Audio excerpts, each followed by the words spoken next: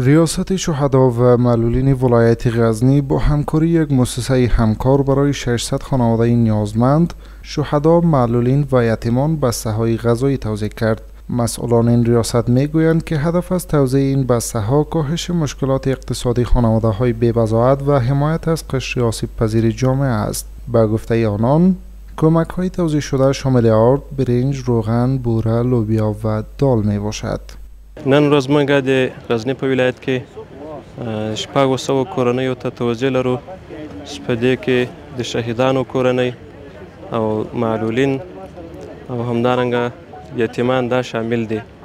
په دې مرسته کې په دې توزیع کې څه شپږ کلمه غذایي مواد شامل دي: اوړه، وریجې، بوره، لوبیا، دال او همدارنګه غوړي. دا شپږ قلمه خوراکی مواد دي.